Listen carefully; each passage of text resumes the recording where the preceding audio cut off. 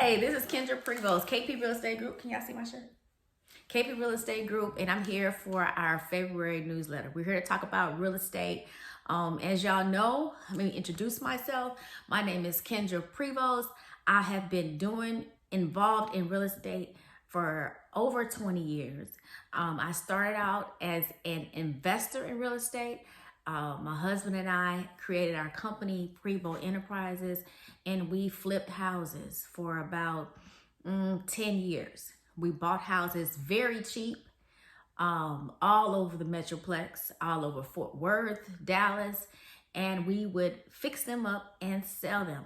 A lot of them we end up keeping.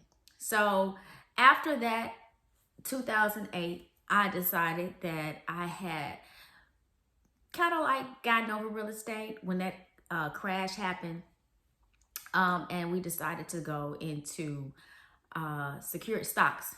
So that's my story, but I still love real estate. This is okay.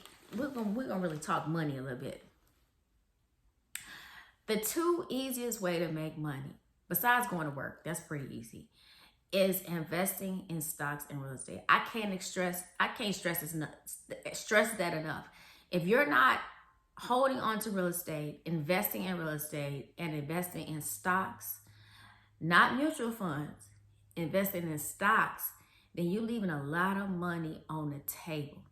So with that, this is our February update. Okay, y'all. So I had took some little notes. So I've been doing some research on the statistics for this month because, everybody wants to tell me that, housing prices are going to go down and this and that and this and that. And I just really don't think so. Nothing is showing me that the housing prices are going to go down. So if you're the type of person that you're on the fence, still thinking about purchasing a home, all I can tell you is that it's going to get more expensive. Unfortunately, that's just what it looks like. You have to understand that Dallas is an international buying market. So you have people from all over the world buying properties here. To be honest with you, I met with a client. Well, it was a prospective client last week. She was selling her condo. She was actually from Venezuela. And she had been living here and she's relocating back to Venezuela. So what I'm telling you is that people buy from all over the world in this city. So if you think that you're gonna the purpose right now, if you don't have a home, is to buy one. Because I just don't feel like it's going to be affordable for the regular person to buy into a home pretty soon, unfortunately. Dallas is getting expensive, y'all. I don't know if you noticed. I mean, when I first moved here and me and my husband were flipping houses, we was buying houses for like $30,000. Do y'all know that? I mean, we bought a whole house for like $50,000. A whole house, 3 bedrooms, 2 baths. Like, I don't even want to know how much that house is worth. I'm like, I sometimes I think because we had done so well back then, we thought that was big money. But compared to what we could have made now on the same houses, it's not a comparison. So, I mean, with hindsight is 2020. Real estate here is just high. We would never known that it would be this kind of market, but it is what it is. So let's look at the statistics. Okay, first of all, what is the interest rates? People are going to say, I don't want to buy a house. First of all, the problem right now with housing is that you can't refinance. Like right now, I think I'm sitting on 2.5%. Back in the day, people was taking money out their house. They was fixing up their bathroom. They was fixing up their kitchen. They was pulling money out. Really, you can't do that. Because why would you go from 2.5% to 7% It ain't gonna happen. So the money is just stuck in your house. People not moving money like it used to. And I don't see that changing because why in the world would you get rid of a 2.5% interest rate to go to 7%? So right now, we are looking at 7% interest rate right now for a conventional loan and 6.5% interest rate for a FHA loan. That's the rates right now, as of today. This is February. Now, as far as the housing statistics, the average house sold in Dallas County sold for $457,334.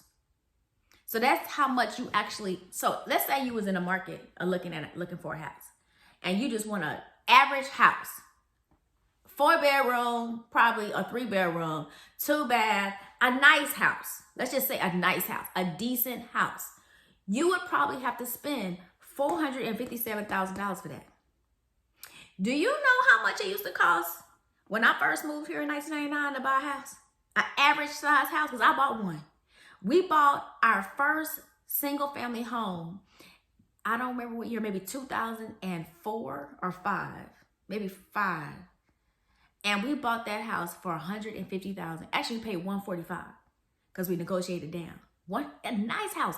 That same house, I went on and looked it up. That same house, some of y'all know me, y'all been to my old house.